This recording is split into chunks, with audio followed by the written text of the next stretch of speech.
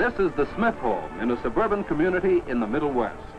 Today is Saturday, and the Smith children, Dolores and Don, are catching up on some reading. Here's the package that Dolores has been expecting from Uncle Rick in California. He wrote and told her he was sending a present.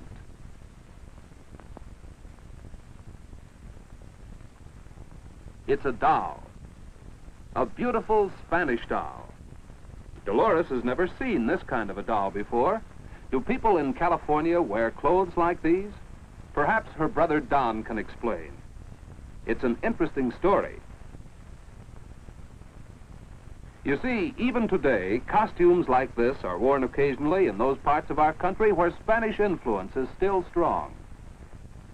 These costumes of old Spain are worn for special occasions in some American cities that celebrate their Spanish origin. Yes, the language, the dress, and the romantic customs of Spain have left their influence on our way of life.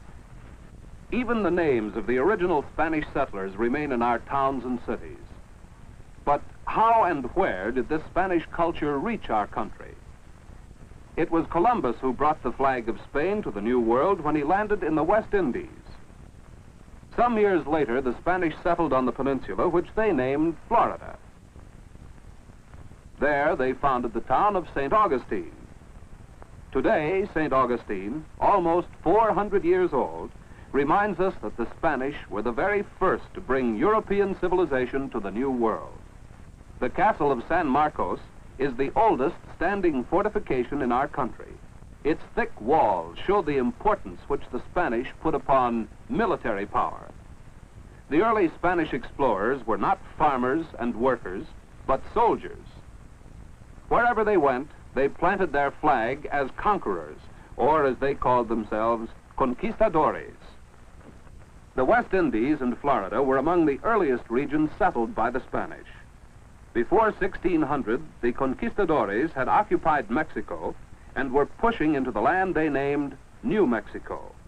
This was the Southwest, the second region of our country to come under Spanish influence. Today, the governor's palace in Santa Fe looks much as it did when it was the headquarters of the Spanish government in the Southwest. There are many traces of this Spanish life. For example, the town plaza, or open square, which the Spanish used, was a typical feature of Spanish town planning. Another feature of Spanish life was the church. Wherever they went, the Spanish established their religion. In addition to their government, town planning, and religion, the Spanish brought their system of land ownership. The unit of this system was the hacienda. The hacienda was actually a community under control of the hacendado, or Spanish owner. To their new lands in the Southwest, the Spanish brought horses and sheep and longhorn cattle. Longhorns were the first cattle to set foot on American shores. Brought by the Spanish in 1521, they spread rapidly and were the beef cattle in the early days of our West. Today, modern cattle breeds have replaced the longhorns, and the modern American rancher has taken the place of the Spanish hacendado. Our ranching industry owes much to the Spanish, who were the very first to bring horses and cattle to our western ranges. Even our word ranch comes from the Spanish word rancho.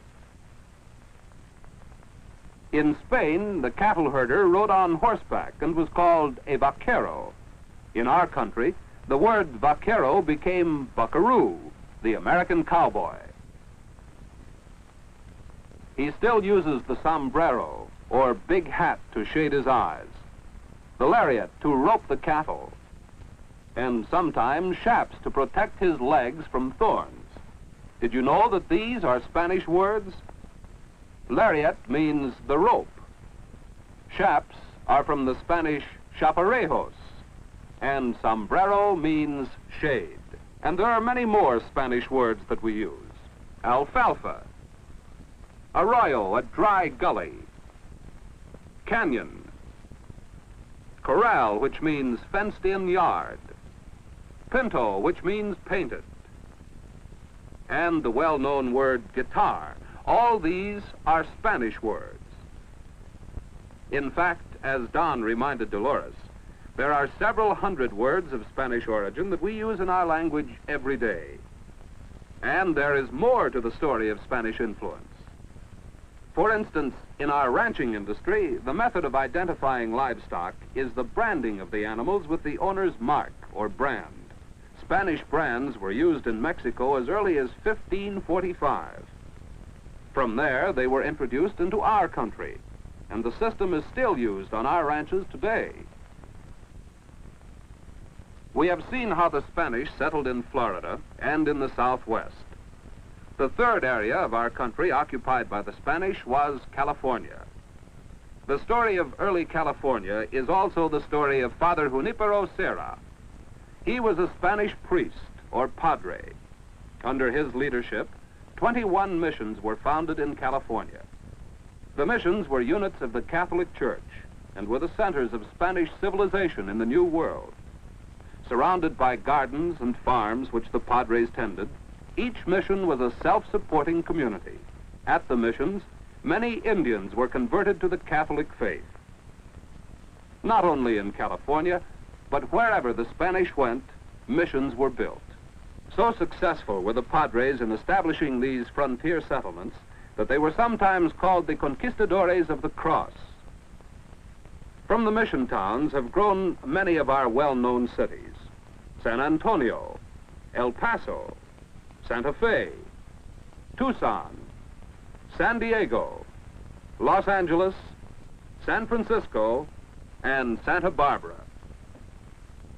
From the missions, too, has come a distinct style of architecture. Notice how the twin towers, the arched windows, and the plain stucco walls of the mission style have been adopted in this modern post office of Los Angeles.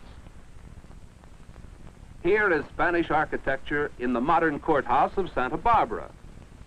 Typical things to look for in this attractive style are the tower, the arched windows and plain stucco walls, the open arcade, and the arched doorway with its carved decoration. You can see the Spanish style in many different kinds of buildings: in libraries, in schools, in churches, and in homes throughout the United States. An important characteristic of Spanish architecture is contrast between the simple and the elaborate.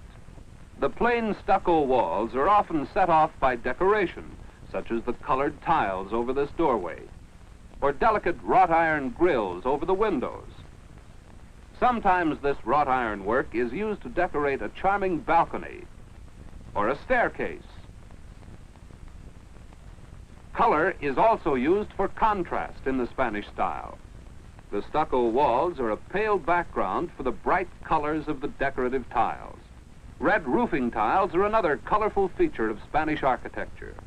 They were used in most Spanish buildings, and you've probably seen roofs of this kind in your own town. Even today, this kind of tile is called Spanish tile. The typical Spanish house is built around an open court, or patio. The warm climate of Florida, the Southwest, and California made it possible for the Spanish to build and use the same kind of house that they had known in Spain. To their new homes in America, the Spanish even brought their type of furniture. Pieces such as this beautifully carved chest and this chair. Typical of Spanish furniture is this claw foot, which is often used on our own tables and chairs. Many indeed are the ways in which the Spanish influenced our country.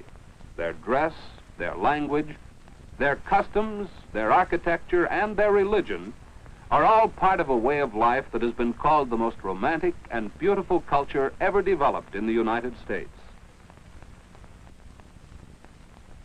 Today, Spanish influence can be found in every part of our country. Yes, it's right here in the Smith home, as Dolores has just realized. Their house is of Spanish style. There is the stucco, the round arch, and the red tile roof. And Don reminds Dolores that her own name, Dolores, is Spanish. And so she has learned a few of the many things that have come from Spain to us. Yes, even some of our music shows the same influence, the Spanish influence that has become a part of our own daily lives.